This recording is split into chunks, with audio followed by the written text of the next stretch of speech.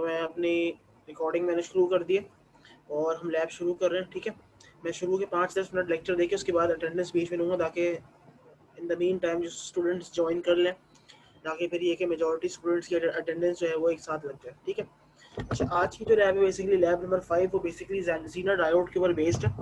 जीना diodes के आई we characteristics, किस तरीके से वोल्टेज के वेरिएशन से जीना डायोड के अक्रॉस जो करंट के थ्रू जो करंट जा रहा है वो किस तरीके से चेंज हो रहा है। तो ये सारी बातें जो हैं वो हम आज के लैब में जो है इन डिटेल स्टडी करेंगे। ठीक है, जीना डायोड की तरफ बढ़ने से पहले हम प्रीवियस लेक्चर्स को थोड़ा सा रिवाइज करेंगे और उसको लिंक करेंगे इस जीना डायोड के लेक्चर से, ताकि हम लोग जो है वो सही तरीके से इसको अंडरस्टैंड कर सकें कि भाई हम जो आज लैब में पढ़ने जा रहे हैं उसका डोमेन किस तरीके से जो है वो प्रीवियसली जो हम लोगों ने चीज़ें पढ़ी हैं उससे लिंक्ड है। ठीक है जी। अच्छा, अगर हम बात करें थोड़ा सा शुरू से हम बात करें तो हम लोग बेसिकली फंडामेंटल ऑफ इलेक्ट्रॉनिक्स हमारी लैब का नाम है, लैब का टाइटल है। ठीक है, और इलेक्ट्रॉनिक कंपोनेंट्स के बारे में जो है इन डिटेल हम लोग इस लैब के अंदर एनालिसिस करते हैं।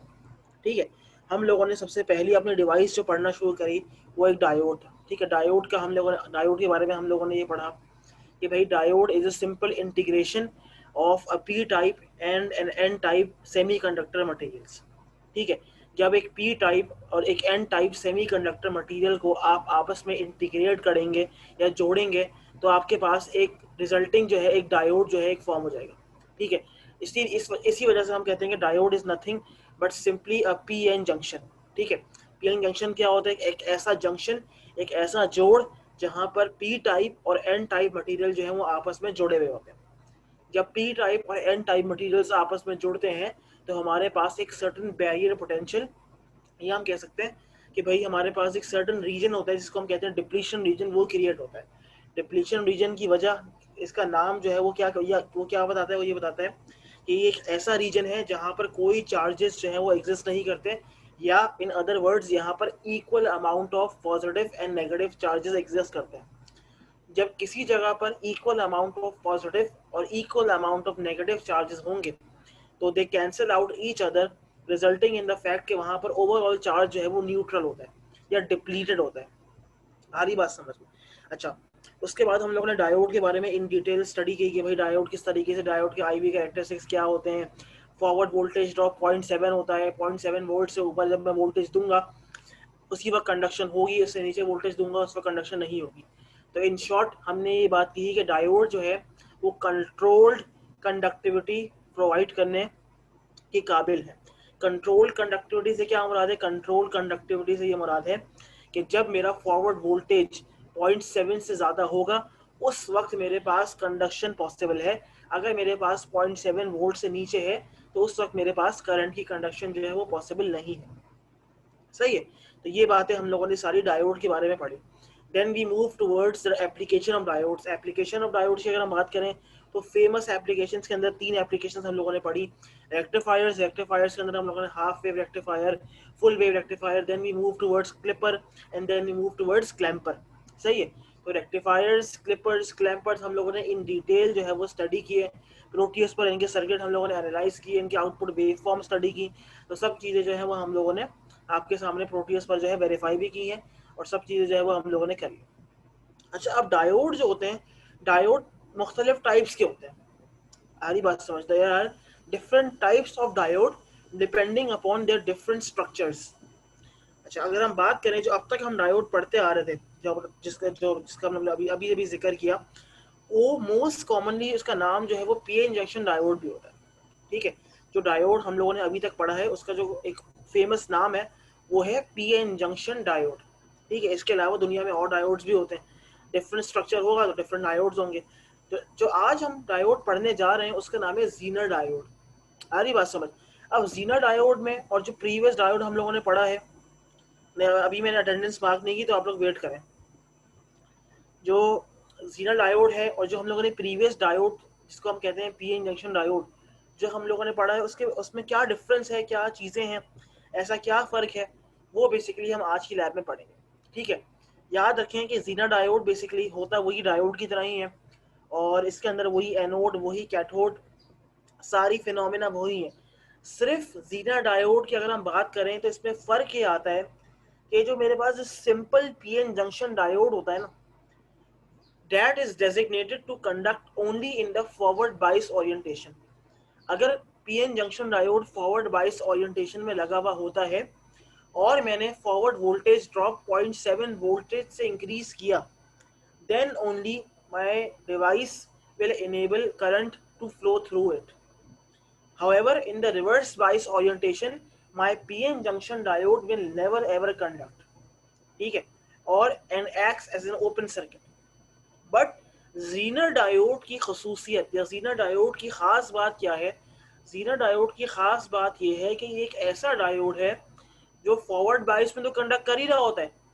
फॉरवर्ड बाइस कैरेक्टरिस्टिक्स इसकी पीएन जंक्शन डायोड के बराबर होती हैं। मतलब ये कि अगर मेरा जीनर डायोड 0.7 वोल्ट्स का अगर हम बात करें फॉरवर्ड बाइस ओरिएंटेशन में, अगर 0.7 वोल्ट्स ओवरकम करूंगा तभी मेरे पास फॉरवर्ड बाइस ओरिएंटेशन में करंट फ्लो कर रहा होगा। बट इसकी खसूसियत या इसकी स्पेशलिटी ये है कि रिवर्स बाइस ओरिएंटेशन में भी ये कंडक्शन करता है।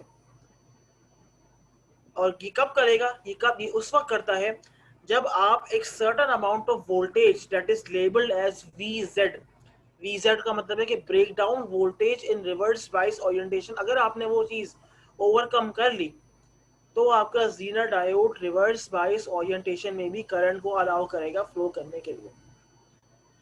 तो ये जैसे यहाँ लिखा हुआ भी है, अगर आप स्लाइड को थोड़ा सा गौर से देखें, reverse breakdown region is the normal operating region for this zener diode, and this is possible when a breakdown voltage that is labeled as VZ is overcome. आगे बात समझ, फर्ज करें मेरे पास, मैं आपको थोड़ा सा इसको समझाऊं, मेरे पास एक डीसी सप्लाई है 10 वोल्ट्स की। कितने वोल्ट्स की? 10 वोल्ट्स की डीसी सप्लाई है, नॉट एसी सप्लाई। अच्छा, उस सप्लाई से पहले मैंने फॉरवर्ड बाइस रखा जीनर डायोड को, तो जैसे ही मेरे पास, क्योंकि 10 वोल्ट सप्लाई किया है और 0.7 वोल्ट से ज़्यादा है, तो मेरे पास वहाँ पर कंडक्शन शुरू हो गई। ठीक है, बट रिवर्स बाइस में अगर हम बात करें, अगर नॉर्मल डायोड होता जिसको हम कहते हैं पीएन जंक्शन डायोड, चाहे मैं कितना वोल्टेज दे दूं, मेरे पास जो नॉर्मल पीएन जंक्शन डायोड होता है वो रिवर्स बाइस ओरिएंटेशन में कंडक्शन नहीं करता। बट क्योंकि हम लोग बात कर रहे हैं एक स्पेशल टाइप ऑफ डायोड की, जो कि डिजाइन ही इसलिए किया गया है कि वो रिवर्स बाइस ओरिएंटेशन में भी कंडक्ट कर सके, तो जो जीनर डायोड होता है उसका बेसिकली कह सकते हैं कि उसकी डाटा शीट पर ये बताया गया है कि अगर आपका VZ 5 वोल्ट या 6 वोल्ट को क्रॉस कर रहा है, तब आपका अगर रिवर्स बाइस ओरिएंटेशन में भी लगा हुआ होगा ना, तब भी वो चीज़ कंडक्ट कर जाएगी। सही है, इसका मतलब ये है कि मेरे पास अगर इनपुट सप्लाई में कांस्टेंट 10 वोल्ट रखूं और सिर्फ डायोड जीरो डायोड के ओरिएंटेशन में चेंज करूं, तब भी मेरे पास दोनों एक्सिस में या दोनों ओरिएंटेशंस में कंडक्शन हो रही होगी। अब इसको हम इन डिटेल पढ़ते हैं जरा, इससे पहले मैं अटेंडेंस आप लोगों की ले लूं। जी, मैंने अभी स्लाइड चेंज की नहीं है, तो स्लाइड चेंज अभी नहीं हो रही, अभी आगे मैं स्लाइड करूंगा तो चेंज होगी ना। सही है, अभी मैंने आगे की नहीं है स्लाइड।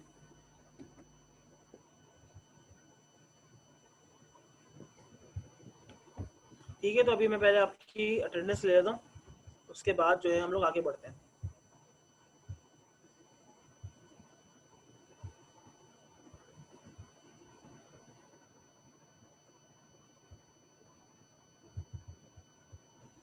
अच्छा, आपकी अटेंडेंस जो है वो 104, ये एक तो ये।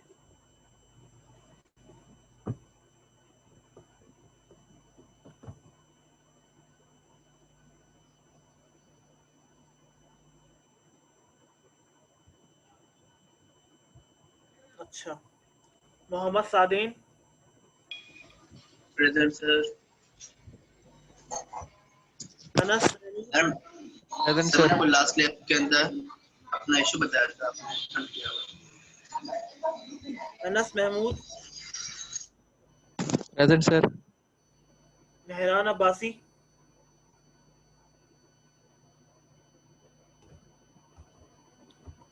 Shariq, present sir. Usama Bashir.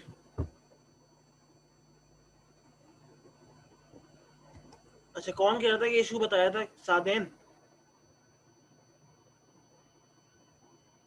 Issue yes भी सर। बात। अच्छा, मैं देख लूंगा उसको, चलो।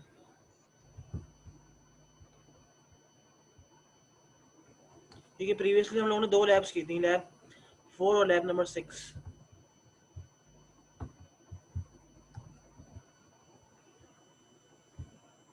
अच्छा, तो दूसरी आईडी है आप लोगों की 486।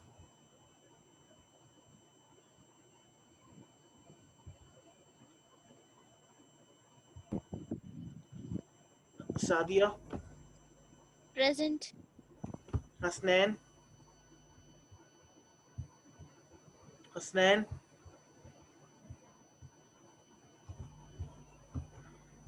आमिर ने प्रेजेंट कर दी है। Ramsha, Present, sir. मास, सही है। Abdul Wahab, present sir. Daniyal Siddiqui, sir उसकी लाइट गई हुई है तो वो कह रहा है कनेक्ट नहीं हो पा रहा मेरा। अच्छा, सैयद मोइज अली,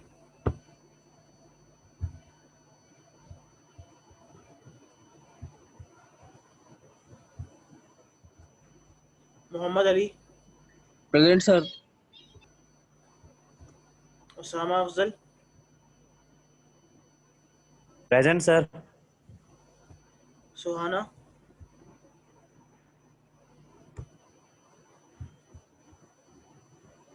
सही है। Tanzeel, Present, sir. मुश्तबा,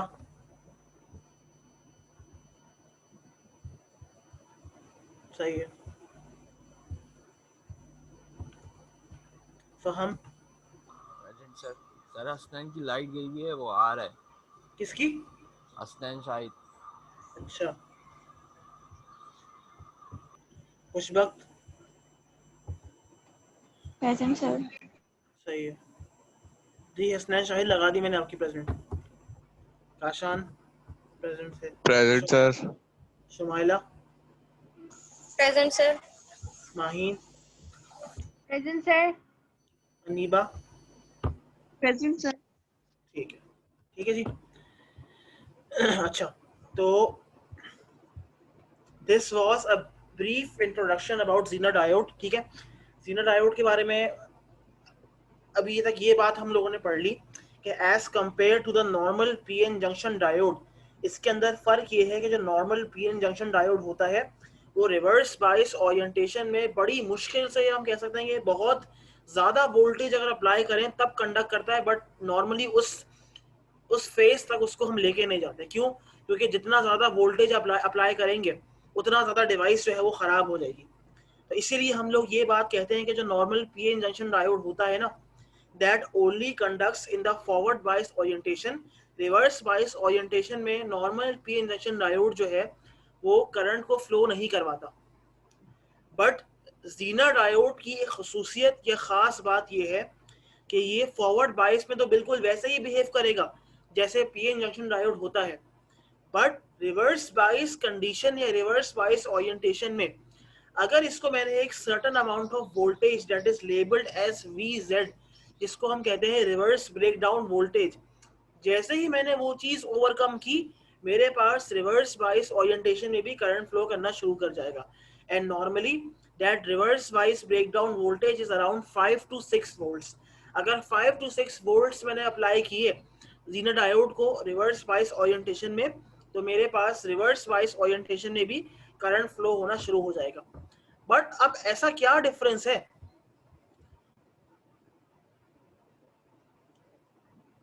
ऐसा क्या डिफरेंस है नॉर्मल डायोड में और जीना डायोड में जो बेसिकली इसको रिवर्स बायस में भी कंडक्ट करवा रहा है?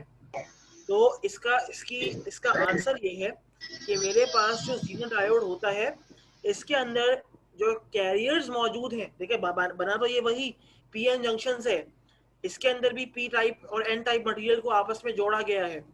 बट फर्क ये है इसमें और नॉर्मल डायोड के अंदर कि मेरे पास जो जीना डायोड होता है इसकी जो पी टाइप और एन टाइप मटेरियल्स होते हैं ये हेविली डोप्ड होते हैं। हेविली डोप से मुराद ये है कि इसके अंदर जो कैरियर्स मौजूद होते हैं ना वो as compare to normal diode ज्यादा होते हैं, उनकी तादाद या उनकी मिकदार या उनकी क्वांटिटी जो होती है as compare to normal PN junction diode ज्यादा होती है। जब एक चीज एक एक कह सकते हैं कि कैरियर्स की तादाद ज्यादा होगी तो इससे क्या फायदा होगा? इससे फायदा ये होगा कि आपके पास कंडक्शन जो होती है ना वो डिपेंड करती है मोबिलिटी ऑफ कैरियर्स। अगर मेरे पास कैरियर्स मोबाइल हैं, एक जगह से दूसरी जगह अपने आप को मूव कर पा रहे हैं, उनके अंदर इतनी एनर्जी है कि वो मूव कर पा रहे हैं, देन दे विल अलाउ या बेसिकली करंट फ्लो कर पाएगा। अगर कैरियर्स ही इतने मौजूद नहीं है तो ऑब्वियस सी बात है कि आप करंट फ्लो नहीं करवा सकते। तो ये बेसिकली ज़ीनर डायोड के अंदर खसूसियत है, ये एक खास बात है, या ये कह सकते हैं कि एक स्ट्रक्चरल डिफरेंस है when compare to the normal PN junction diode. सही है जी। अच्छा, अब आ जाएं दूसरी स्लाइड पे। अब यहाँ पर उसने वही बात लिखी है, थोड़ा सा हम पढ़ लेते हैं। A Zener diode is a silicon semiconductor device that permits current to flow in either forward or reverse bias direction. The diode, देखिए लिखा अभी है, consists of special heavily doped PN junction designed to conduct in the reverse direction when a certain specified voltage is reached. That certain specified voltage का नाम क्या होता है? उसका नाम होता है VZ, जिसको हम कहते हैं रिवर्स ब्रेक डाउन वोल्टेज। क्या कहते हैं? Reverse break down voltage. अच्छा, the ज़ीनर diode has a well defined reverse break down voltage. जिस तरह के मैंने आपको बताया कि एक स्पेसिफिक वोल्टेज होता है जिसके बाद वो कंडक्शन शुरू करेगा, at which it starts conducting current and continues operating continuously in the reverse bias mode without getting damaged। ठीक है, बात समझ आ रही है? अच्छा, additionally the voltage drop across the diode remain constant over a wide range of voltages। Wide इस line का क्या मतलब है? इस लाइन का मतलब ये है कि जो voltage drop across the diode होता है वो चाहे मैं कितना भी वोल्टेज अप्लाई करता रहूं, वो voltage drop across the diode constant रहेगा। जिस तरीके से अगर हम बात करें नॉर्मल पीएन जंक्शन डायोड की, तो वोल्टेज ड्रॉप अगर 0.7 दे रहा है तो 0.7 ही रहेगा, कभी 0.1 या 1.0 या 1.5 या 2 नहीं हो जाएगा, क्योंकि 0.7 वोल्ट का फॉरवर्ड वोल्टेज ड्रॉप होता है। इसीलिए इसने यहाँ ये बात लिखी है that the voltage drop across the diode remains constant over a wide range of input voltage, a feature that makes Zener diode suitable for use in voltage regulation। Voltage regulation का क्या मतलब होता है? वोल्टेज रेगुलेशन का मतलब ये है कि अगर आप ये चाह रहे हैं कि आपका आउटपुट एक सर्टेन लेवल पर मेंटेन रहे, फर्ज करो मैं ये चाह रहा हूँ कि मेरा एक आउटपुट है 5 वोल्ट्स पर मेंटेन रहे, 5 का 5.1 ना हो या 4.9 ना हो। अगर 5 का मतलब ये कि अगर 5 से हट रहा है या 5 से वेरी कर रहा है, so that in that case my output is unregulated. अगर मेरा आउटपुट रेगुलेटेड होगा तो उसका मतलब ये है कि अगर मैं कह रहा हूँ कि 5 वोल्ट्स का आउटपुट है तो 5 का 5 ही रहेगा, 5 से 5.1 नहीं होगा या 5 से 4.9 नहीं होगा। मतलब ये कि अगर आपके आउटपुट वोल्टेज के अंदर कोई डेविएशन नहीं आ रही और वो एक सर्टेन लेवल पर मुस्तकिल बैठा हुआ है, so that certain output is called a regulated output. आ रही बात समझ? और वोल्टेज रेगुलेशन सर्किट्स में Zener diodes are most famous। सही?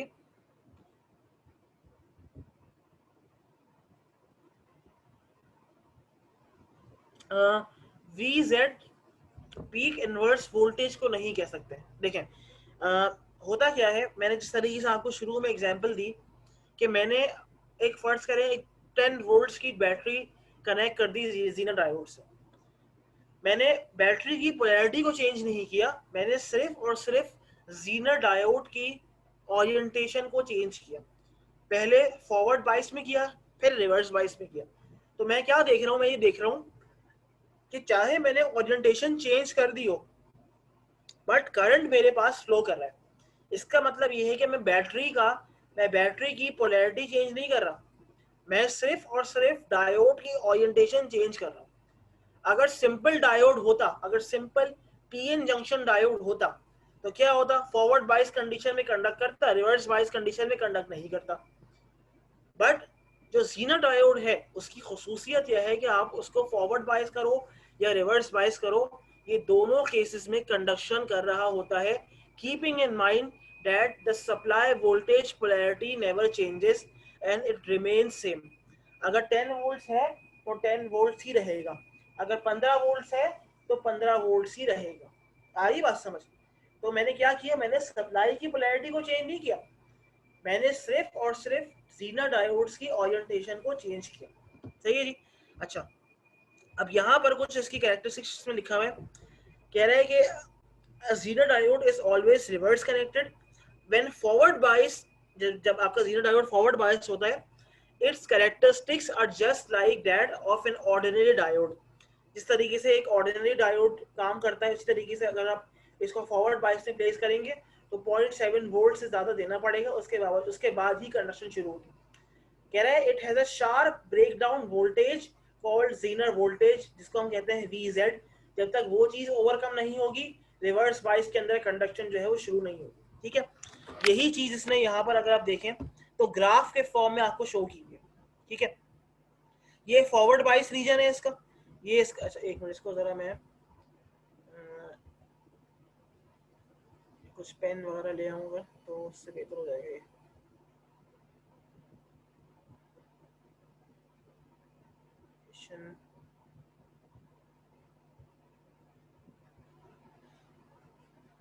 चलो इसको भी, ठीक है। तो ये इसका फॉरवर्ड बायस रीजन है। अगर आप देखें तो इसका फॉरवर्ड वोल्टेज ड्रॉप 0.3 से 0.7 के दरमियान रेंज कर रहा है। वैसे तो 0.7 होता है, बट 0.3 से 0.7 का मतलब ये है कि आपके पास अगर डायोड्स जर्मेनियम वाले यूज कर रहे हैं तो then your forward voltage drop is 0.3। अगर सिलिकॉन वाला यूज कर रहे हो तो then your forward voltage drop is 0.7। ठीक है, तो this is your forward bias region. Forward bias region is exactly similar to that of a simple silicon diode. ठीक है, जबकि जो जीनर ब्रेकडाउन रीजन है वो, उसके बाद अगर आप देखें तो मेरे पास जो VZ है, जब वो ओवरकम हो रहा है देन आपके पास कंडक्शन शुरू हो रही है। सही है, एक मिनट रुकिएगा जरा।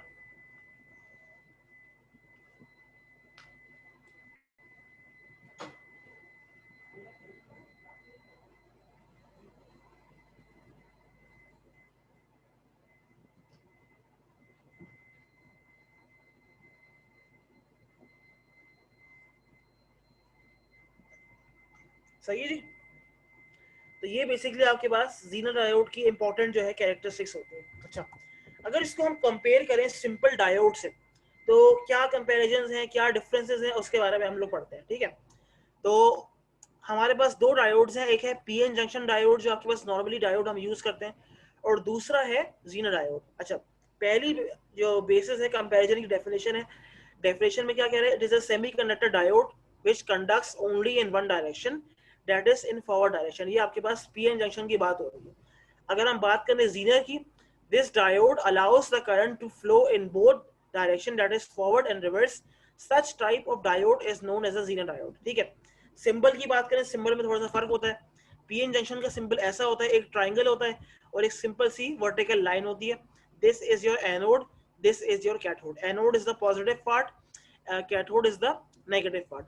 जीनर डायोड के अंदर थोड़ा सा फर्क ये होता है कि आपके पास ये लाइन स्ट्रेट नहीं होती, बट इसके अंदर थोड़े से क्या होता है, कर्व्स होता है। ठीक है, तो ये इस तरीके से कर्व आ रहा है, फिर इस तरीके से कर्व आ रहा है। हालांकि ये आपके पास एनोड ही है और ये आपके पास कैथोड ही है। अच्छा, फिर है रिवर्स करंट इफेक्ट। अब reverse current effect PN junction को क्या करेगा, it damages the junction, but Zener diode में क्या होता है, does not damages the junction. Doping level क्या है, डोपिंग लेवल इसका लो है, जबकि इसका डोपिंग लेवल क्या है, हाई है। ब्रेकडाउन क्या कह रहा है, breakdown occurs in high voltage, breakdown occurs in low voltage. Ohm's law को PN जंक्शन ओबे करता है, ये ओबे नहीं करता। इसकी एप्लीकेशंस की हम बात करें तो रेक्टिफिकेशन हो गई, क्लिपिंग हो गई, क्लैंपिंग हो गई। इसकी क्या होती है, voltage stabiliser, voltage regulation, motor protection and wave shaping. सही है, तो ये टेबल आपके लिए बहुत इंपॉर्टेंट है क्योंकि ये आपका PN जंक्शन डायोड और जीनर डायोड को आपस में कंपेयर कर रहा है। ये टेबल आपको ये बता रहा है कि किस तरीके से किन किन पैरामीटर्स पे ये दोनों डायोड्स जो है वो डिफरेंटली काम करते हैं। सही है, आई होप कि आपको ये चीज समझ आई होगी। अच्छा, अब आ जाए जीनर डायोड के ऑपरेशन का। थोड़ा सा पढ़ लेते हैं इसको। The ज़ीनर diode operates just like a normal diode when in the forward bias mode and has a turn on voltage of between 0.3 and 0.7। सही है। तो फॉरवर्ड बायस कंडीशन या फॉरवर्ड बायस ओरिएंटेशन के अंदर अगर मेरा फॉरवर्ड वोल्टेज जो है वो 0.3 या 0.7 से ज़्यादा होगा तब ही मेरे पास कंडक्शन हो रही होगी, वरना मेरे पास कंडक्शन का कोई चांस नहीं है। इसका मतलब ये है कि ज़ीनर डायोड जो है फॉरवर्ड बायस कंडीशन में बिल्कुल एक नॉर्मल डायोड की तरह बिहेव करता है। जिस तरीके से नॉर्मल वोल्टेज को 0.7 से ऊपर वोल्टेज चाहिए, इसी तरीके से ज़ीनर को भी 0.7 से ऊपर वोल्टेज चाहिए इन फॉरवर्ड बायस ओरिएंटेशन। कह रहे हैं however when connected in the reverse mode which is usual in most of its application, Zener diode की ज्यादातर एप्लीकेशंस है ना वो इसी फीचर की वजह से हम लोग यूज कर रहे होते हैं जो रिवर्स बायस का फीचर है उसका। कह रहे हैं a small leakage current may flow as the reverse voltage increases to the predetermined breakdown voltage। जैसे ही आपने जो अप्लाई किया है रिवर्स वोल्टेज वो आपने VZ तक इंक्रीज किया, a current starts flowing through the diode. The current increases to a maximum which is determined by the series resistor after which it stabilizes and remains constant over a wide range of voltage। जैसे ही आपने VZ को overcome किया, जो reverse breakdown का voltage है जो कि एक प्री डिटरमिन्ड या कह सकते हैं कि प्री नोन वैल्यू है जो कि बेसिकली ज़ीनर डायोड की डाटा शीट के अंदर गिवन होती है, जैसे ही आपने उस चीज को ओवरकम किया तो डायोड के अंदर से करंट फ्लो होना शुरू हो जाएगा। अब क्योंकि enormous amount of current flow करता है तो उस करंट को आपने अगर लिमिट करना है या कंट्रोल करना है तो आप क्या करते हैं, सीरीज में एक रजिस्टर कनेक्ट करते हैं। ठीक है, ऑब्वियस सी बात है, आप सीरीज में रजिस्टर क्यों कनेक्ट करते हैं, ताकि आपका डिवाइस सेफ रहे। ठीक है, फिर वो कह रहा है कि चाहे उसके बाद में कितना भी वोल्टेज इंक्रीज करता रहूं, सप्लाई वोल्टेज में कितना भी इंक्रीज करता रहूं, मेरे पास जो करंट है वो कांस्टेंट रहेगा और voltage drop across the ज़ीनर diode वो भी कांस्टेंट रहेगा। इस खसूसियत, इस प्रॉपर्टी की वजह से हम ये कहते हैं कि we use Zener diode in voltage regulation या वोल्टेज स्टेबलाइजिंग एप्लीकेशंस। सही है, ये इसका एक इम्पोर्टेंट आपके सामने मैंने IV कैरेक्टरिस्टिक्स का एक कर्व बनाया हुआ है। ठीक है, ये रीजन जो है इसका फॉरवर्ड बायस रीजन है, ये वाला रीजन जो है इसका रिवर्स बायस रीजन है। ठीक है, वही वाली बात है जो अभी हमने वर्बली पढ़ी है, उस वर्बल बात को हम लोगों ने रिप्रेजेंट किया हुआ है in terms of this graph. ये फॉरवर्ड बायस रीजन है, ये रिवर्स बायस रीजन है। फॉरवर्ड बायस से अगर हम बात करें तो 0.3 से 0.7 वोल्ट्स इज द लिमिट। अगर ये ओवरकम होगी तो इसके बाद ही फॉरवर्ड करंट इंक्रीज कर रहा है, इससे पहले करंट बहुत कम है, बट जैसे ही मैंने इस लिमिट को या इस रेंज को ओवरकम किया मेरे पास करंट एकदम से फ्लो करना शुरू कर दिया। सही है, इसी तरीके से अगर हम बात करें रिवर्स बायस रीजन में, तो रिवर्स बायस रीजन में मेरे पास जब तक मैंने VZ को ओवरकम नहीं किया, VZ क्या है, रिवर्स ब्रेकडाउन वोल्टेज, जब तक मैंने रिवर्स ब्रेकडाउन वोल्टेज को ओवरकम नहीं किया मेरे पास करंट बहुत कम है। जैसे ही ओवरकम कर लिया माय करंट इंक्रीजेस, एकदम से करंट इंक्रीज करेगा। आ रही बात समझ? अच्छा ये चीज, अच्छा ये बेसिकली वही कनेक्शन है जो मैंने आपको अभी थोड़ी देर पहले एग्जांपल दी। अगर मेरे पास 10 वोल्ट की सप्लाई लगी हुई है और मेरे पास ये किस ओरिएंटेशन में है, अभी ये रिवर्स बायस में, कह रहा है no current flow because Zener voltage is not equal to the supply voltage. ठीक है, अब इसमें यहाँ पे क्या हो रहा है, मेरे पास अभी फिलहाल जो है वो ज़ीनर वोल्टेज या ब्रेकडाउन वोल्टेज होता है that is not equivalent to the supply voltage. ठीक है, अगर सप्लाई वोल्टेज जो है वो इसके बराबर नहीं होगा या इससे कम होगा तब मेरे पास कोई करंट जो है वो फ्लो नहीं कर पाएगा। ठीक है, तो वही बात है जो इसने यहाँ पर, मैं आपको वर्बली समझा रहा हूँ, वो इसने यहाँ पर इन टर्म्स ऑफ आपको बेसिकली डायग्राम समझा दिया। ठीक है, अच्छा अब वो कह रहा है, थोड़ा सा इसने हमें समझाना शुरू किया इन टर्म्स ऑफ सर्किट। कह रहा है अब आपने ज़ीनर को कनेक्ट किया हुआ रिवर्स बायस में, कह रहा है when the reverse voltage, अब बहुत गौर से सुनना है, when the reverse voltage across the Zener diode is less than VZ but greater than 0 volts। आ रही बात समझ? फॉर एग्जाम्पल अगर मैं एक एग्जाम्पल ले रहा हूँ कि मेरा जो VZ है, एक फर्स्ट को मेरे पास एक Zener डायोड है, उसका VZ मेरे पास 5 वोल्ट है। इससे क्या मतलब है? इसका मतलब है कि अगर मैं 5 वोल्ट से ज्यादा वोल्टेज दूंगा तब ही रिवर्स स्पाइस कंडीशन में मेरे पास करंट फ्लो कर रहा होगा। इसने कहा कि अगर आप reverse when the reverse voltage across the zero diode is less than VZ, मतलब ये फर्ज करो कि अगर 5 वोल्ट से कम है बट 0 वोल्ट से ज्यादा है, फर्ज करो 2 वोल्ट है, then the zero diode is in the off state. Under such conditions, the Zener diode can be represented by an open circuit as shown in the figure. आ रही बात समझ? ये मेरे पास इधर एक और से देखें, ये मेरे पास Zener diode लगा हुआ है, ये रिवर्स बायस ओरिएंटेशन में क्यों लगा हुआ है? क्योंकि इसका कैथोड ऊपर है, इसका एनोड नीचे है। मेरे पास यहाँ पर एक इनपुट सप्लाई है जिसको मैंने लेबल किया हुआ है V से। ये इस सप्लाई का पॉजिटिव है, ये इस सप्लाई का नेगेटिव है। क्योंकि इस सप्लाई का पॉजिटिव इस डायोड के कैथोड पर जाके लग रहा है और इसका नेगेटिव इसके एनोड से लग रहा है, this is why we say that this diode is in a reverse bias orientation. सही है? रिवर्स बायस ओरिएंटेशन की खुसूसियत ये है कि जब रिवर्स ब्रेकडाउन वोल्टेज, जितना वोल्टेज आप इस सप्लाई के जरिए देंगे तब ही मेरे पास सर्किट में करंट फ्लो करेगा, वरना करंट फ्लो नहीं करेगा। तो इसने यही कहा है कि इस लम्हे क्या लिखा हुआ है, इसने लिखा हुआ है कि जो अप्लाइड वोल्टेज है वो 0 से तो ज्यादा है बट VZ से कम है। तो जब ये केस होगा उस वक्त मेरे पास Zener diode as a open circuit काम करेगा और करंट 0 होगा। ये चीज समझ आई है आप लोगों को? जी, यहां तक कोई चीज समझ नहीं आई हो तो पूछ लें।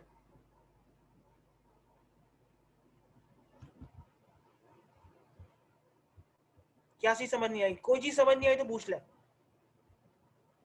ये जो नीचे एक इन्होंने एक वो लिखी हुई है इनइक्वालिटी, ये समझ आई है? ये मुझे कौन समझाएगा अपनी वर्डिंग्स में कि इसका क्या मतलब है? जी, आप में से कौन समझाएगा मुझे ये कि यहाँ पे ये क्या लिखा हुआ है? Yes sir. बताएं। इसमें ये लिखा है कि जो वोल्टेज हम दे रहे हैं वो 0 से तो बड़ा है बट जो जीनर वोल्टेज है उससे कम है। बिल्कुल ठीक है। इससे क्या हो रहा है? जिससे फ्लो ऑफ करंट नहीं हो पा रहा क्योंकि ब्रेकडाउन ही नहीं हो रहा है। ठीक है, गुड गुड। तो इन्होंने बिल्कुल सही जवाब दिया कि सर अभी हमने जो वोल्टेज अप्लाई किया है वो भले 0 से ज्यादा है बट जो प्री डिटरमिन्ड वैल्यू है VZ उससे कम है। जब तक वो चीज ओवरकम नहीं होगी, जब तक वो बाउंड्री ओवरकम नहीं होगी, आपका Zener डायोड कभी भी कंडक्शन नहीं करेगा रिवर्स बायस के अंदर and it will be in the of state. Of state के अंदर चाहे डायोड हो चाहे Zener डायोड हो वो कभी भी कंडक्ट नहीं करेगा। समझ आ रही बात? क्योंकि उस पाथ की रेजिस्टेंस जो है वो इनफाइनाइट होती है। सही है? अच्छा, अब आ जाए ऑन स्टेट में। ऑन स्टेट में क्या कह रहा है? ऑन स्टेट में वो ये कह रहा है कि अब आपका जो अप्लाइड वोल्टेज है V, वो या तो VZ के बिल्कुल बराबर है, देखो यहाँ लिखा हुआ है, क्या लिखा हुआ है? ग्रेटर देन या इक्वल टू। या तो VZ के बिल्कुल बराबर है या वो VZ से बड़ा है। अगर ये सिनेरियो आ रहा है रिवर्स बायस के अंदर, अच्छा ये अभी भी रिवर्स बायस है, क्यों? क्योंकि बैटरी का पॉजिटिव डायोड के नेगेटिव से कनेक्टेड है, बैटरी का नेगेटिव डायोड के पॉजिटिव से कनेक्टेड है। So this is a reverse bias condition.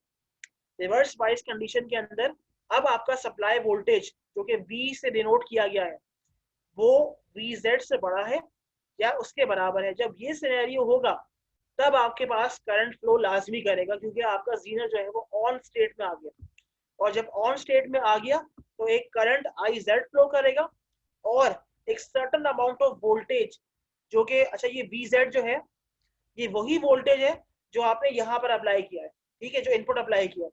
अगर ये 5 वोल्ट है तो यहाँ पर आपके पास 5 वोल्ट आएगा। तभी हम ये कहते हैं कि अगर हमें एक सर्टेन रेगुलेटर डिजाइन करना है तो आपको Zener डायोड से बेहतर कोई चीज नहीं मिल सकती। क्यों? अच्छा, मेरा आपसे सवाल ये है कि अगर मैं यहाँ से आउटपुट, अगर फर्ज करो ये चीज और ये चीज मेरा आउटपुट टर्मिनल है, तो मेरे पास इस वक्त आउटपुट टर्मिनल पर कितना वोल्टेज आ रहा होगा?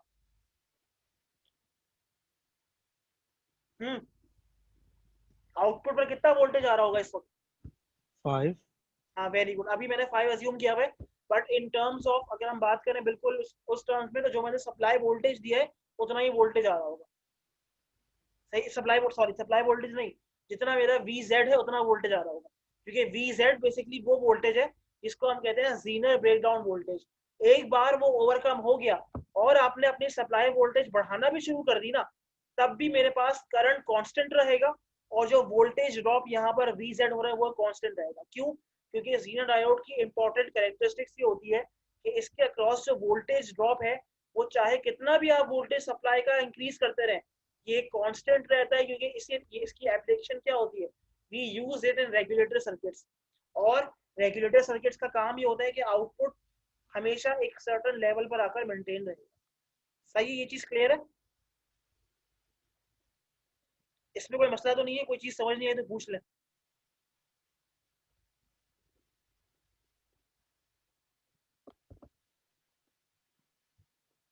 सही है, गुड। अच्छा जी, अब आ जाएं नेक्स्ट पे बढ़ते हैं। ये वही चीज है, इसने हमें यहाँ बता दी कि भाई अगर हम आइडियली बात करें, अच्छा ये बहुत इंपॉर्टेंट एक सिंपल हम कह सकते हैं कि अगर रियल कंडीशंस और आइडियल कंडीशंस की बात करें, और अगर मुझे अपने ज़ीनर डायोड को रिप्रेजेंट करना है, तो आइडियल कंडीशंस में हम लोग इसको रिप्रेजेंट करेंगे एक बैटरी सोर्स से। बैटरी सोर्स का ड्रॉप बराबर होगा VZ। अगर रियल या प्रैक्टिकल कंडीशंस की बात करें, तो रियल या प्रैक्टिकल कंडीशंस के अंदर सिर्फ एक बैटरी नहीं होगी, बल्कि सीरीज में एक रेजिस्टर भी होगा, जिसका जो बेसिकली करंट को लिमिट करने के लिए हम लोग यूज कर रहे होते हैं। तो ये आपके ज़ीनर डायोड का इक्विवेलेंट मॉडल है या इक्विवेलेंट सर्किट। सही है? अच्छा, अब वो कह रहा है कि Zener diode as a voltage stabiliser, या वोल्टेज किस तरीके से, मतलब किस तरीके से वोल्टेज स्टेबलाइज करें। अच्छा, अगर आप गौर से देखें तो ये मेरे पास कौन बताएगा कि ये रिवर्स बाइस में या फॉरवर्ड बाइस में?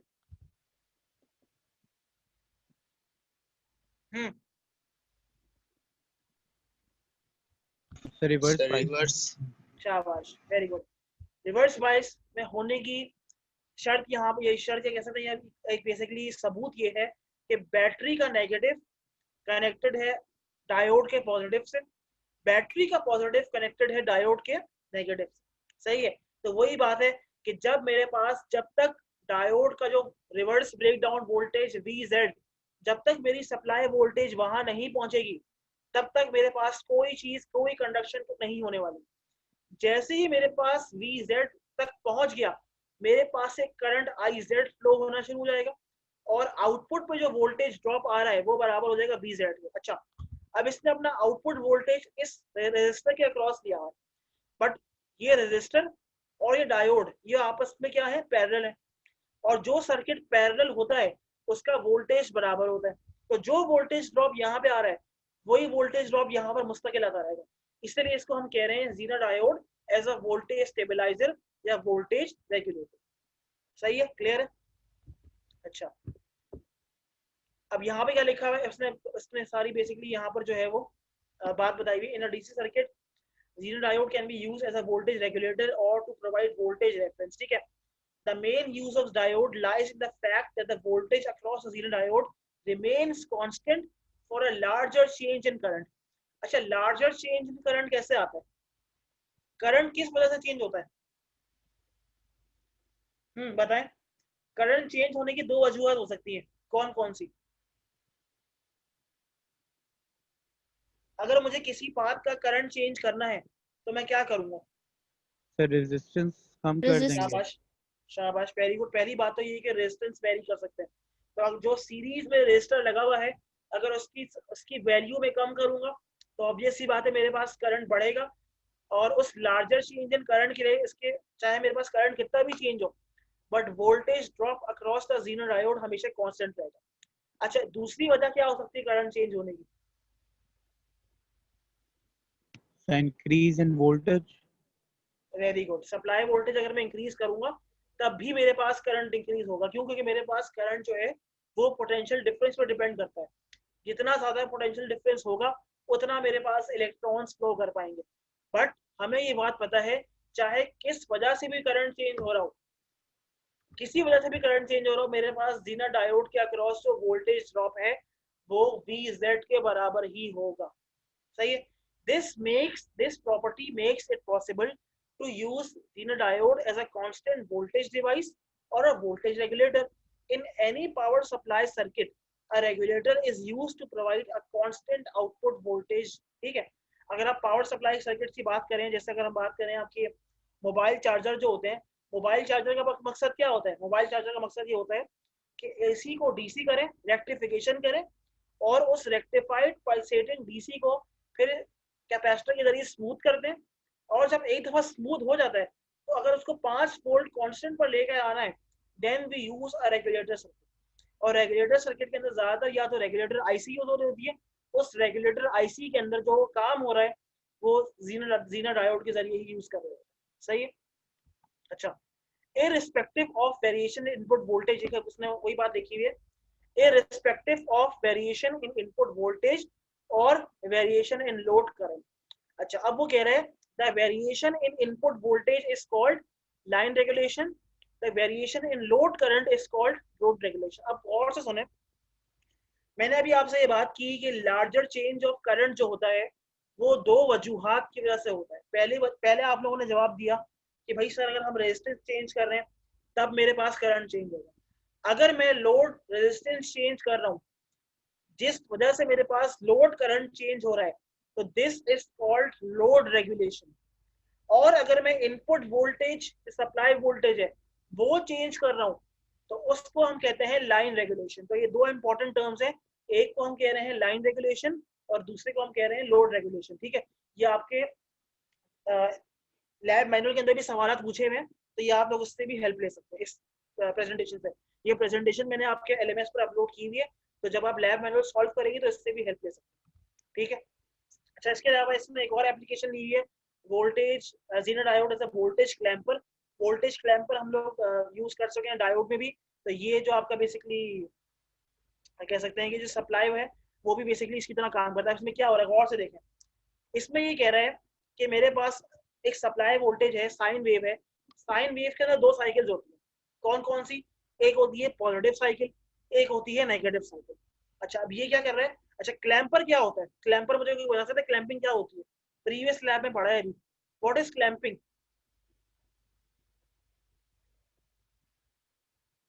Can anyone explain what is clamping? Voltage clamper circuits क्या होते हैं? अभी पढ़े पिछले लैब में, पिछले हफ्ते। सर क्लैंपिंग जो होती है वो वेव की हमें एक साइड देती है, मतलब कि वेव के अगर नेगेटिव होगी तो नेगेटिव जो वेव बनेगी उसको कैंसिल कर देगी, बस पॉजिटिव आएगी। नहीं मतलब इस थोड़ा सा और एक्सप्लेन करो कि थोड़ी बात तुम्हारी सही है। हाँ ठीक है, इसका चैट में लोगों ने जवाब दे दिया। इसका बेसिकली क्लैंपिंग का मतलब ये होता है कि आप किसी भी सिग्नल के अंदर डीसी कंपोनेंट ऐड कर रहे हैं। डीसी कंपोनेंट का मतलब ये कि आप एक डीसी ऑफसेट ऐड कर रहे हैं जो बेसिकली उस वेवफॉर्म को ऊपर या नीचे शिफ्ट कर रही है। अच्छा, अब इस सर्किट का अगर आउटपुट देखें तो इसमें क्लैंपिंग तो हो रही है, साथ साथ कुछ पार्ट जो है वो क्लिपिंग भी हो रही है। तो यहाँ पर ये बात कहना बिल्कुल सही होगी कि जीनर डायोड जो है वो आपके वोल्टेज, इनपुट वोल्टेज को क्लैंप भी कर रहा है, साथ साथ क्लिप भी कर रहा है। ठीक है, तो दिस जीनर डायोड एक साथ एक ही वक्त पर क्लैंपिंग भी कर सकता है और एक ही वक्त पे क्लिपिंग भी कर सकता है। सही है। अच्छा, अब फर्स्ट करें किस तरीके से काम कर रहे हैं। मेरे पास इनपुट की दो साइकिल्स हैं, एक मेरे पास है एसी पॉजिटिव साइकिल, दूसरी है नेगेटिव साइकिल। जब इनपुट पर पॉजिटिव हाफ साइकिल आएगी, और सुनो, जब इनपुट पर पॉजिटिव हाफ साइकिल आएगी उस वक्त मेरे पास डायोड रिवर्स बाइस होगा या फॉरवर्ड बाइस्ड होगा?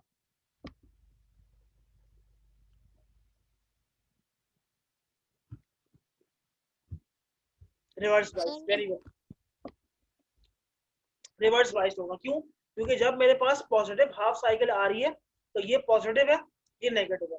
सप्लाई का पॉजिटिव डायोड के कैथोड से कनेक्टेड है, सप्लाई का नेगेटिव डायोड के एनोड से कनेक्टेड है। So this is a reverse bias condition. और रिवर्स बाइस कंडीशन में हमें ये बात पता है कि output voltage is always equivalent to Vz which is the reverse breakdown voltage. तभी यहाँ पर जो आउटपुट वोल्टेज है वो किसके बराबर है? Vz के। अच्छा, जब नेगेटिव हाफ साइकिल आएगी उस वक्त क्या कंडीशन होगी? उस वक्त डायोड फॉरवर्ड बाइस होगा, रिवर्स बाइस होगा?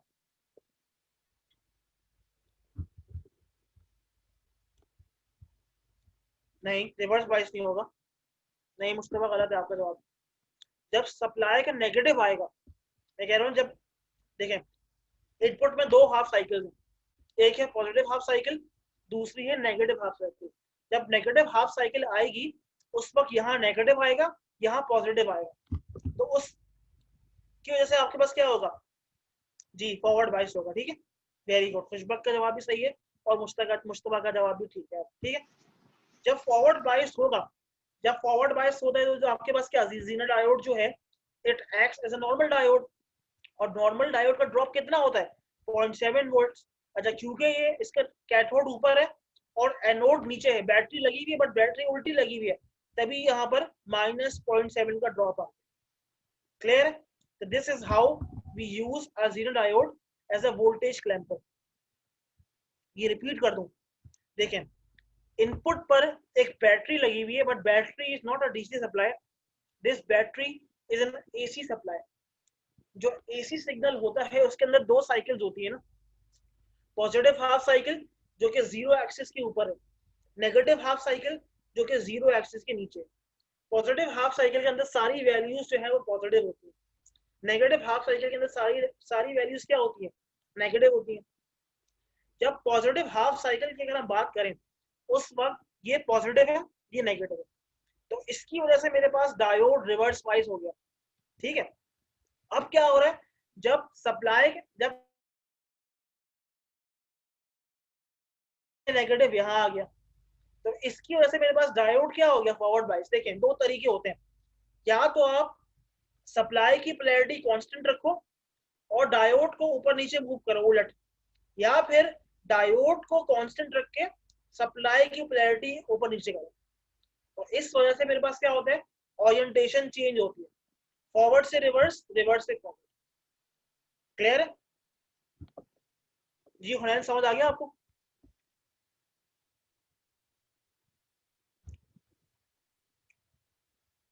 चले मैं आगे बढ़ता हूँ। ठीक है, तो ये आपके पास डायोड की स्लाइड्स खत्म हो गई हैं। अच्छा, अब मैं इसके लैब में आता हूँ कि आपको लैब में किस तरीके से करना है काम। ठीक है, आई होप कि आपको ये सारी चीज़ें समझ आई होंगी। ये आपका वही सारी चीज़ें जो मैंने आपको एक्सप्लेन की हैं, ये वही सारी चीज़ें यहाँ पे लिखी हुई हैं। अच्छा, प्री लैब सेक्शन है। प्री लैब सेक्शन के अंदर पहला सवाल ये है कि differentiate between line regulation and load regulation. तो लाइन और लोड रेगुलेशन के दरमियान जो फर्क है वो मैंने आपको बता दिया। तो आप लोग अपनी जो प्रेजेंटेशन स्लाइड्स है उसके अंदर से देख के भी इसका जवाब दे सकते हैं। अच्छा, कह रहे हैं does variation in load resistance cause load regulation. Obvious सी बात है कि जब मेरे पास लोड रेजिस्टेंस वेरी होगी तो मेरे पास क्या होता है, आउटपुट लोड करंट वेरी हो रहा होगा। तो यस कह रहा है, if yes how can it be avoided. तो अगर आपको लोड रेगुलेशन को कांस्टेंट करना है तो आप क्या करेंगे, तो आप एक ज़ीनर डायोड यूज करेंगे जिसकी वजह से मेरे पास आउटपुट वोल्टेज हमेशा कांस्टेंट आता है। ठीक है, कह रहे हैं थर्ड सवाल कह रहे हैं draw an equivalent model for zener diode. तो आपके पास दोनों मॉडल्स हैं, आइडियल मॉडल भी है और रियल मॉडल भी है, तो आप वो दोनों यहाँ पर ड्रॉ कर सकते हैं। सही है जी? ये आपका प्री लैब सेक्शन होता है। अब आपके पास आता है in lab section. In lab section में आपको क्या चाहिए, फिक्स रजिस्टर चाहिए 500 ओम्स का, 1.5 किलो ओम्स का और 2 किलो ओम्स का। एक ज़ीनर डायोड चाहिए, एक आपको चाहिए सप्लाई चाहिए, वेरिएबल सप्लाई चाहिए, एक ऑसिलोस्कोप चाहिए। बहुत ही सिंपल सा सर्किट है। कह रहे हैं कि wire the circuit as shown in the following figure and take measurements to fill the following table and draw the characteristic curve of zener diode. ठीक है, अच्छा अब हम क्या करते हैं, ये सर्किट बिल्कुल हम प्रोटीज पर इम्प्लीमेंट करना शुरू करते हैं। एक मिनट,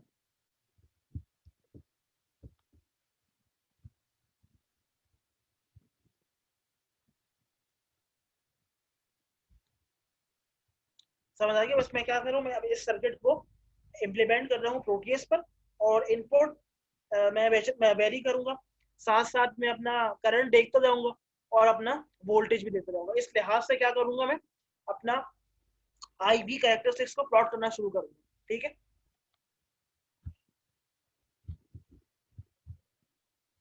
प्रोटीएस हम लोग यूज कर रहे हैं।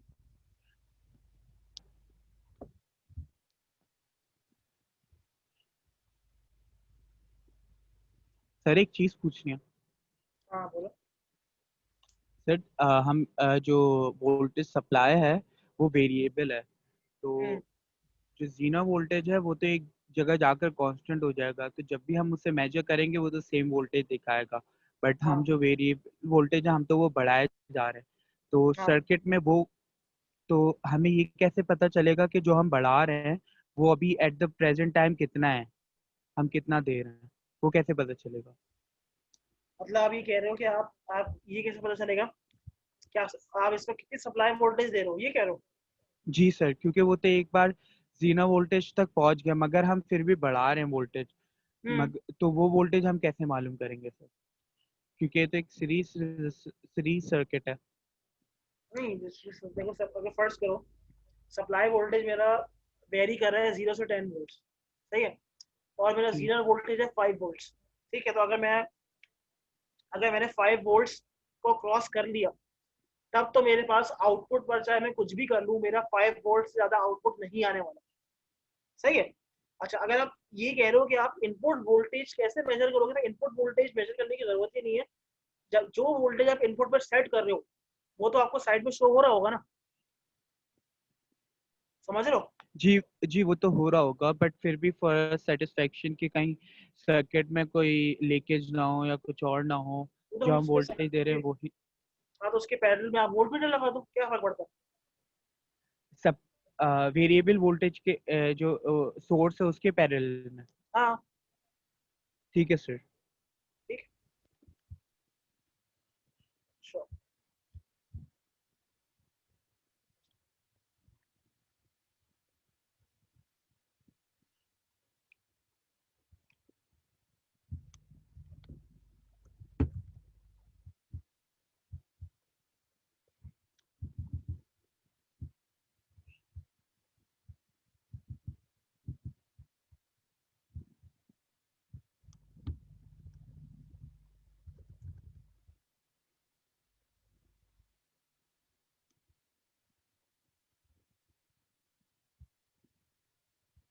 देख रहे हो, अब यहाँ पर आपके पास ये मुख्तलिफ टाइप के जीनर वोल्टेज यहाँ पर जीनर डायोड्स यहाँ पर केबल, ठीक है। अब अगर गौर से देखो तो हर एक के सामने उसका एक सर्टन वोल्टेज लिखा हुआ है, नजर आ रहा है? जैसे ये लिखा हुआ है 3.3 वोल्ट, 3.3, 3.6, 3.9, 4.3। ये क्या है वोल्टेज? ये बेसिकली वो रिवर्स ब्रेकडाउन वोल्टेजेस हैं जिनको जब आप ओवरकम कर लेंगे तो रिवर्स वाइज में कंडक्शन शुरू हो जाएगी। तो अब हम क्या करते हैं, हम लेते हैं ये वाला, हम लेते हैं 5.1 वाला लेते हैं। देखिए देखिए ताकि हम इसको, एक है जीनर एफ और एक है जीनर एम, तो हम एफ ले लेते हैं, चलो ठीक है, इसको मैंने यहाँ पे ले लिया। अच्छा, वेरिएबल सप्लाई हमें चाहिए।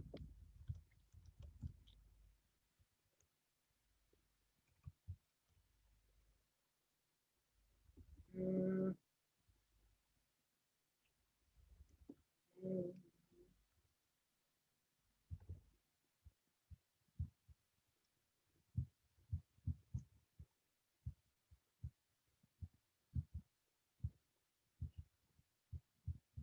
और क्या चाहिए हमें? एक रेजिस्टर चाहिए 1 किलो ओम्स का।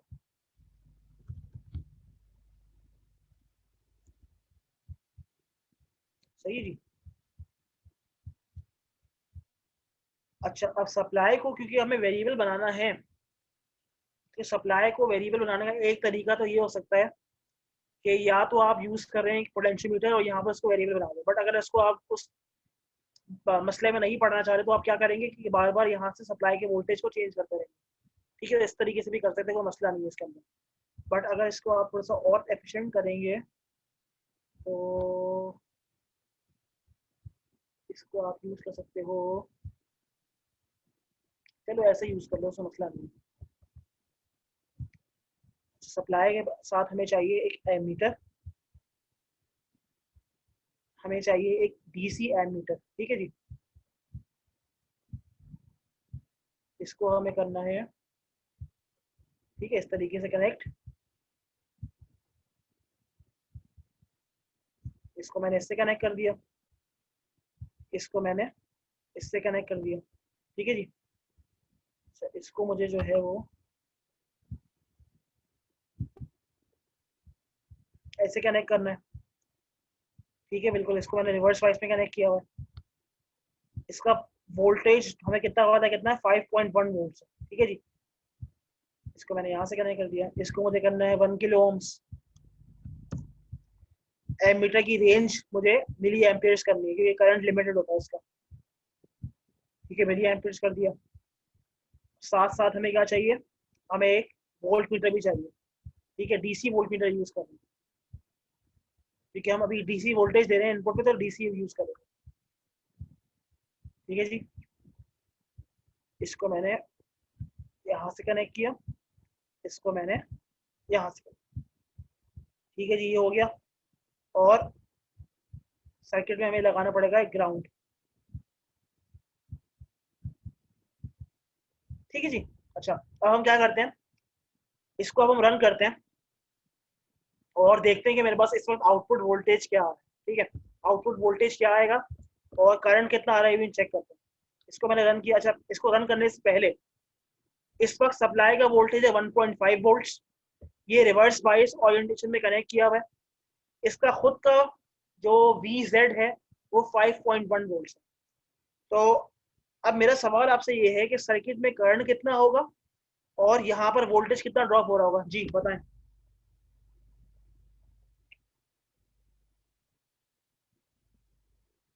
इस वक्त एमीटर में क्या रीडिंग आएगी और वोल्ट मीटर में क्या रीडिंग आएगी, कौन तो जीरो। कौन मुझे जीरो किस में आएगी, करंट में, एमीटर में। और वोल्ट मीटर में? सब वोल्ट मीटर में भी जीरो आए, 5.1 आएगी ना 5.1 आनी चाहिए कि अभी यहाँ पे नहीं आनी चाहिए? सर? नहीं आनी चाहिए, क्योंकि अभी तो सप्लाई वोल्टेज इतना है नहीं, तो जो हाँ, सप्लाई वोल्टेज है वो आएगा फिर से। शाबाश, very good very good. Mushtaba ने भी सही जवाब दिया और आपने बिल्कुल सही जवाब दिया, गुड। जिसको मैं रन करता हूँ, ठीक है। तो ये बिल्कुल आप गौर से देखें, करंट जीरो है बट सप्लाई वोल्टेज कितना आ रहा है, -1.5, क्योंकि इसको मैंने क्या लगाया हुआ है, उल्टा लगाया हुआ है। ये माइनस ऊपर है और प्लस नीचे है, दैट इज वाई यहाँ पर -1.5 है, ठीक है जी। इसको हम स्टॉप करते हैं। अब मैं थोड़ा सा और बढ़ाता हूँ इसको। इसको हम करते हैं 2.5 वोल्ट्स, ठीक है। अब क्या होगा, अब भी वही हो रहा है। इसको हम करते हैं 4 वोल्ट्स। क्या करते हैं, 4 वोल्ट्स। मैंने ओके किया, अभी भी ये आ रहा है। अब इसको हम करते हैं 5.1 वोल्ट्स। कितना करते हैं, 5.1 वोल्ट्स।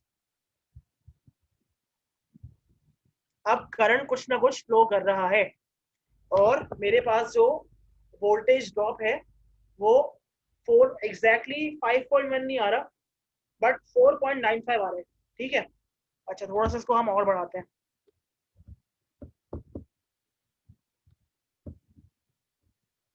हाँ, अब ये चेंज करके देखते हैं ना, 5.1 से ऊपर करते हैं इसको। इसको हम करते हैं 7 वोल्ट करते हैं।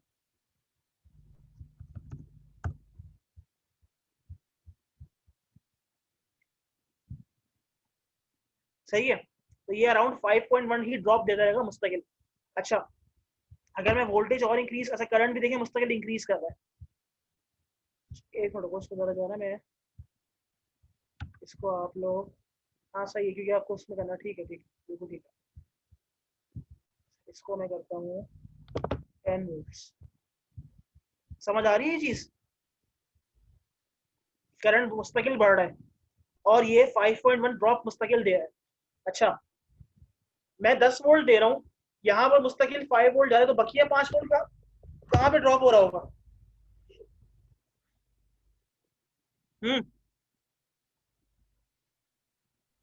अगर मैं 10 वोल्ट्स दे रहा हूँ, यहाँ पर 5.1 वोल्ट्स ड्रॉप हो रहा है, तो बकिया 5 वोल्ट्स कहाँ पर जा रहा है? सर वो एज अ करंट फ्लो कर रहा है ना, एमीटर पे ड्रॉप हो रहा है वो, एमीटर और कहाँ पे ड्रॉप हो रहा है? रेजिस्टेंस पे, शाबाश, रेजिस्टर्स पे। वेरी गुड, शाबाश। क्योंकि ये देखें, ये एक सीरीज सर्किट है। इस सीरीज सर्किट के अंदर 3 कंपोनेंट्स लगे हुए हैं। एक एमीटर है, देखें एमीटर के अंदर भी अपने कुछ ना कुछ ड्रॉप तो लाजमी होता है। एक रेजिस्टर लगा हुआ है, रेजिस्टर के क्रॉस भी वोल्टेज ड्रॉप तो लाजमी होगा। और क्योंकि जीरो डायोड के अक्रॉस तो 5.1 ही होना है, तो यहाँ पर 5.1 मुस्तकिल होता रहेगा, ठीक है। अच्छा, अब मैं और वोल्टेज इंक्रीज करता हूँ, मैं इसको करता हूँ 20 वोल्ट्स। सर पर यहाँ पर रेजिस्टर के अक्रॉस तो कुछ ड्रॉप नहीं हो रहा है। क्यों नहीं हो रहा? मैं शो सर नहीं कर अगर रहा, वो अलग रेजिस्टर बात के है। उधर अगर रेजिस्टर के उधर ड्रॉप होता तो हाँ, जो एम मीटर का करंट आ रहा है और जो वोल्टेज ड्रॉप आ रहा है उन दोनों को प्लस करेंगे तो 10 वोल्ट बन रहा है। है क्या कह रहे हो? सर एम मीटर की रुक रीडिंग जाओ, और वोल्ट रुक मीटर जाओ, की रीडिंग। तो मैं इसको मैं वेरीफाई करवाता हूँ। ये मेरे पास डीसी वोल्टमीटर है, ठीक है, इसको मैं 2 ले लेता हूँ, ठीक है। इसको मैं कनेक्ट करता हूँ ऐसे, बल्कि इसको मैं ऐसे कनेक्ट करता हूँ, ठीक है, इसको मैं कनेक्ट करता हूँ ऐसे, ठीक है। ऐसे इसको मैंने कनेक्ट किया इसके पैरेलल में, इसको मैंने कनेक्ट किया इसके पैरेलल में, सही है। इसको मैंने रन किया। अच्छा, इसके अक्रॉस कोई भी वोल्टेज ड्रॉप नहीं हो रहा, सारा का सारा वोल्टेज ड्रॉप इसके अक्रॉस हो रहा है। इसका मतलब ये है कि इसकी रेजिस्टेंस एज सच हम कह सकते हैं कि इतनी डोमिनेंट नहीं है, जबकि इसकी रेजिस्टेंस बहुत ज्यादा है। आ रही बात समझ? तो अब देखो, इन दोनों को अगर मैं ऐड करूं तो कितना कितना इसका सम क्या आएगा? वो 10 वोल्ट से बराबर है, क्योंकि ये सीरीज सर्किट है। सीरीज सर्किट में करंट सेम रहता है, वोल्टेज डिवाइड होता है। तो इस पूरे पाथ के अंदर करंट सेम है, बट वोल्टेज अपने आप को डिवाइड कर रहा है। आ रही बात समझ? शारिक समझ आई? जी सर। गुड। अच्छा, अब इसको मैं थोड़ा सा और बढ़ाता हूँ, इसको मैं करता हूँ 20 वोल्ट्स।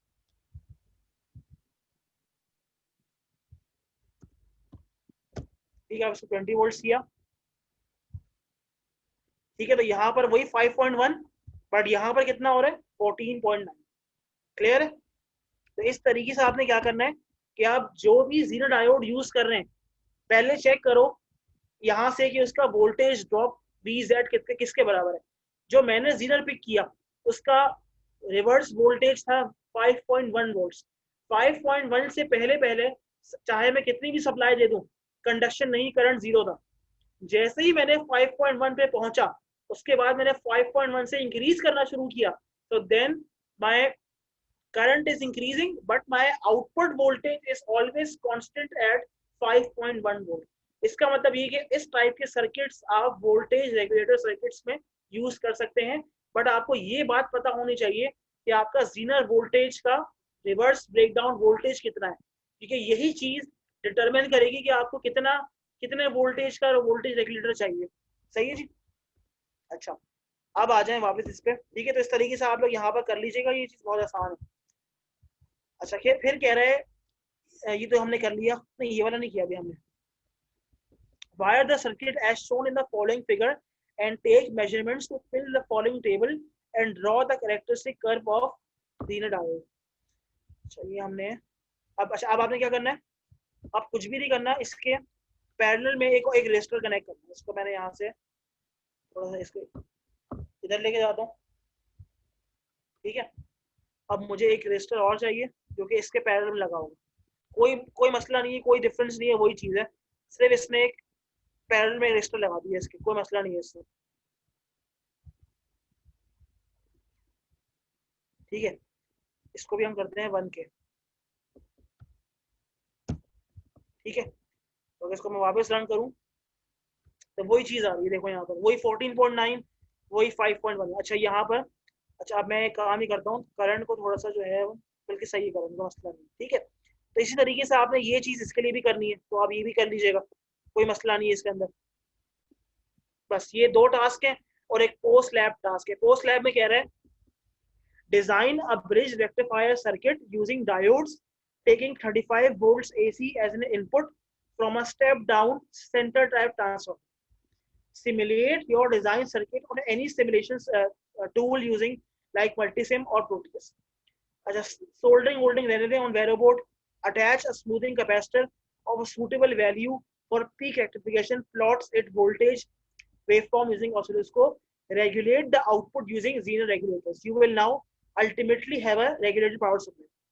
अच्छा, यही पोस्ट लैब आपने प्रीवियसली रेक्टिफायर्स वाले में भी किया होता। तो वो कह रहा है, मैं आपको समझा दूं करना क्या है। कह रहा है कि आपको एक पावर सप्लाई सर्किट बनानी है, ठीक है, जहां पर आपके पास ब्रिज रेक्टिफायर सर्किट होगा, बट ब्रिज रेक्टिफायर जो होगा वो 4 डायोड्स वाला नहीं बनेगा, वो बनेगा 2 डायोड्स वाला। क्यों? क्योंकि आप यूज कर रहे हैं सेंटर टैप ट्रांसफार्मर। अच्छा, आपने रेक्टिफिकेशन कर ली, एसी को कन्वर्ट कर लिया डीसी में, उसके बाद कह रहा है कि आप एक सूटेबल कैपेसिटर लगाओ ताकि आपका आउटपुट फिल्टर हो जाए। फिल्टर से क्या मराद है? फिल्टर से मराद ये है कि पल्सेटिंग डीसी जो है वो डीसी बनने की कोशिश करे। कह रहे हैं उसके बाद आपने क्या लगाना है? उसके बाद आपने लगाना है जीनर रेगुलेटर। क्यों? ताकि आप जो है उस चीज को रेगुलेट कर सकें। अगर फर्ज करो मैंने 5 वोल्ट का रेगुलेटर लगा दिया, तो आप क्या करेंगे? आपका आउटपुट मुस्तकिल 5 वोल्ट पर सेटल हो जाएगा। और कह रहा है ये आपने सारा का सारा काम कहाँ पे करना है? मल्टीसिम पे या प्रोटीज पे। जब ये कर लेंगे तो आपका ये पोस्ट लैब सेक्शन कंप्लीट हो जाएगा। ठीक है, तो ये बेसिकली जीनर डायोड की एक सिंपल सी लैब थी जो कि हमने आज परफॉर्म की है। अगर कोई सवाल किसी का है तो पूछ लें, फिर हम लैब को खत्म करेंगे।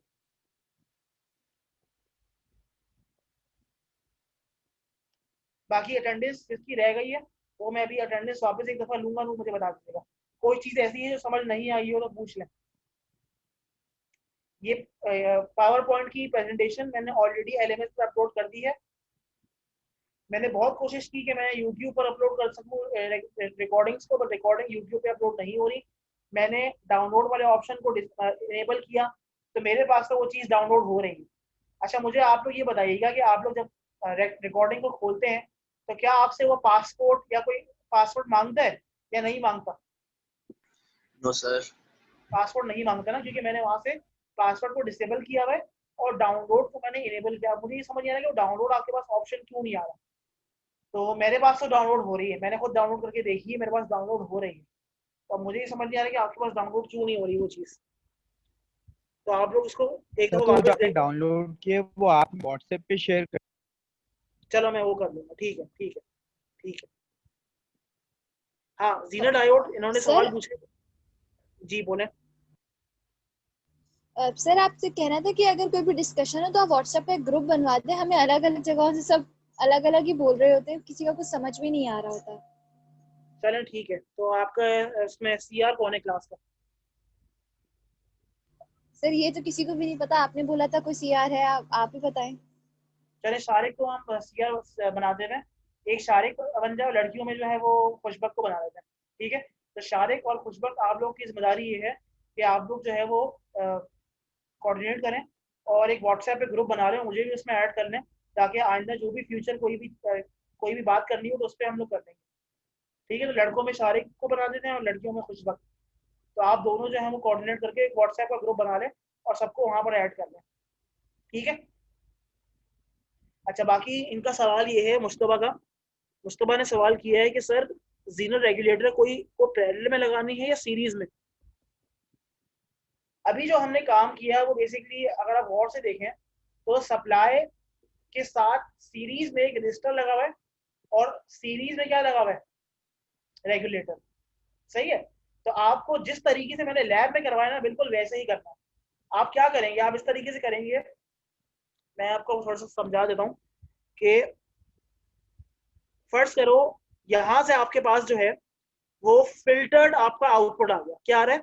मतलब फर्स्ट करो ये बैटरी नहीं है यहाँ पर, ये है फिल्टर्ड आउटपुट डीसी। फिल्टर्ड से मतलब ये है कि ये सारा जो कहानी आ रही है यहाँ पर वो डीसी वो कैपेसिटर के बाद आ गई। आपने क्या किया? यहाँ से सीरीज में एक रेजिस्टर लगाया और इस तरीके से जीरो डायोड लगा दिया, तो आपका आउटपुट जो है वो रेगुलेट हो जाएगा। समझ आ रही है? अच्छा, अगर मैं इसको थोड़ा सा आपको और समझाऊं तो बल्कि मैं आपको एक दफा बना के दिखा दूंगा कि कोई मसला किसी को ना हो। फर्स्ट करो थोड़ा सा हम इसको बना के देख लेते हैं।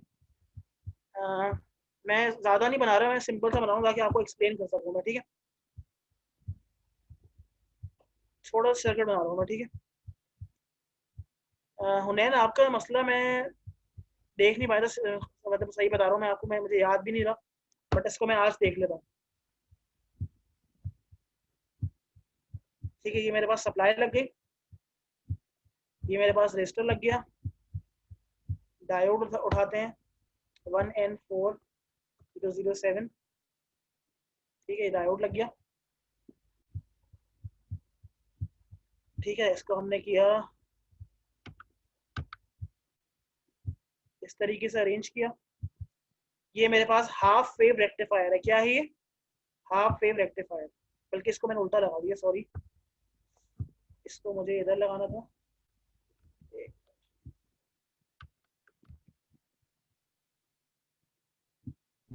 इसको मुझे इधर लगाना है, इसको मैंने इधर लगा। ठीक है जी। अब गौर से देखें सारे, ये आपको बेसिकली पोस्ट लैब के लिए मैं हेल्प कर रहा हूँ। पोस्ट लैब में तो फुल वेव रेक्टिफायर है, मैं हाफ वेव से एक्सप्लेन कर रहा हूँ उसको, ताकि आप लोग सही तरीके से कर सकें इसको। ठीक है जी। ये लग गया। हमें चाहिए ग्राउंड सर्किट, ग्राउंड चाहिए। Ground is very important. Ground के बगैर जो है सर्किट में एरर आते हैं। ठीक है जी। इसको मैंने कह दिया एम्पलीट्यूड 35 कह दिया, फ्रीक्वेंसी 50 हर्ट्ज, इसको मैंने कर दिया ओके। इसको मैंने किया 1 किलो ओम्स। ठीक है जी। अच्छा, ऑसिलोस्कोप भी ले लेते हैं साथ साथ, ताकि आउटपुट हम लोग वेरीफाई भी करते हैं। ठीक है, मेरा आउटपुट जो है वो जिस तरीके से आ रहा है, ये हाफ वेव रेक्टिफायर है। ठीक है, तो आउटपुट बिल्कुल इस तरीके से आ रहा है। और से देखें, बिल्कुल वही चीज़ है जो हमने पहले पढ़ी है। ठीक है, हाफ वेव रेक्टिफायर है। अच्छा, इसको मुझे स्मूथ करना है। मैंने क्या किया, मैंने इसके पैरेलल में एक कैपेसिटर लगा दिया। कैपेसिटर फर्स्ट करो मैं लगा रहा हूँ 100 माइक्रोफेरेड्स का। ठीक है, कैपेसिटर लगाया मैंने, ओके। ठीक है, इसको मैंने किया इस तरीके से। कैपेसिटर लगता है पैरेलल में।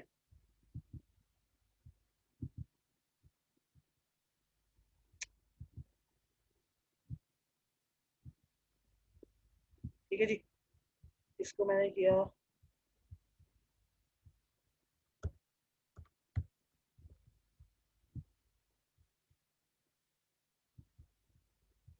ठीक है, इस तरीके से अब आपको गौर से देखें, समझ आ रहा है आउटपुट कैसा बेहतरीन हो गया।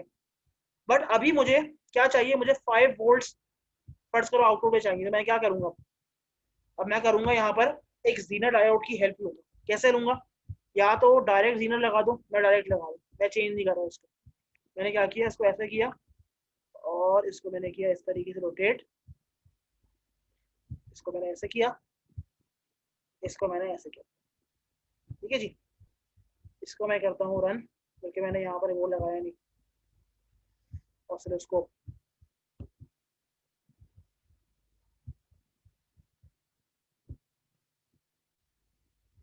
ये कुछ अजीब सा है, एक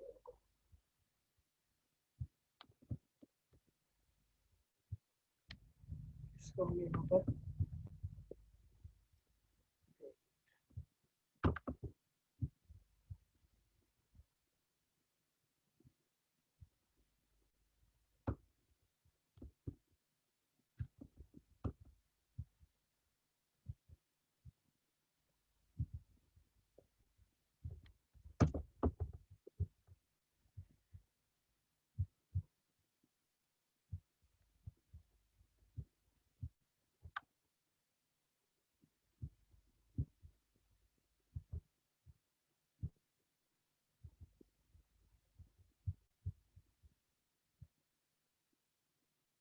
देख रहे हो आपके आउटपुट कितना वोल्टेज आ रहा है, वही 5.1 वोल्ट्स। तो this is how you create a regulated DC power supply. सही है।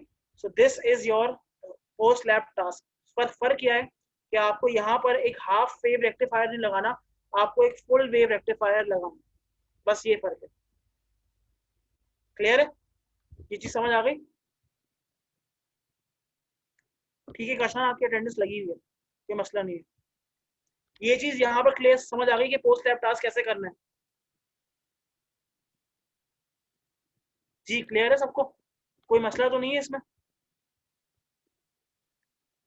जी ठीक है, ठीक है, गुड। ठीक है, तो this was all for today. अच्छा, इंशाल्लाह अब आपकी लैब में फ्राइडे को, अच्छा अच्छा डिस्कस करना है एक चीज़।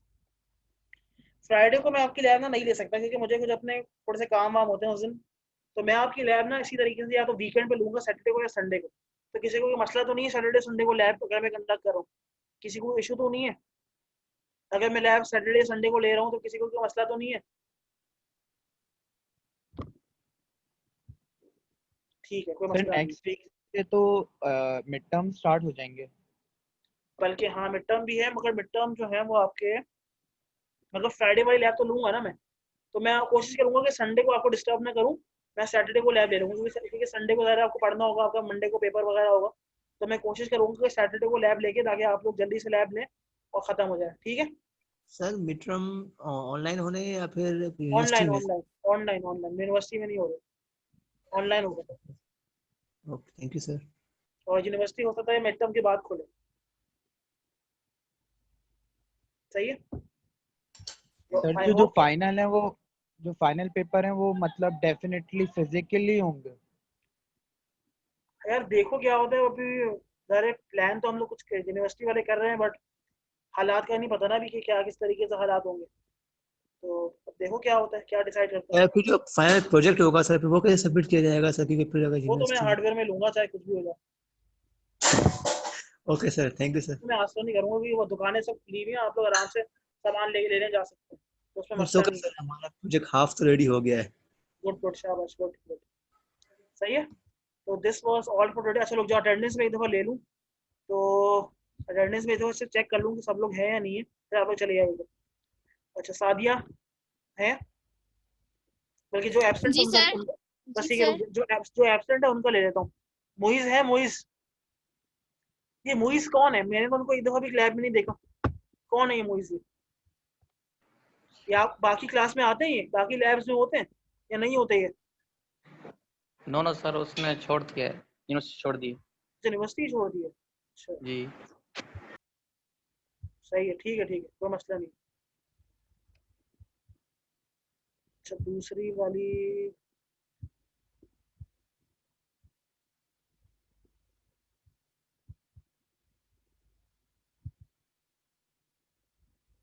बाकी सादेन भी है, बहरान अब्बासी है, यस सर। सही है। और उसामा बशीर, उसामा बशीर है। उसामा बशीर के इंटरनेट का इशू है सर शायद। चलो ठीक है देख लेंगे। चलो ओके, फिर एंड करते हैं क्लास। अल्लाह हाफिज़।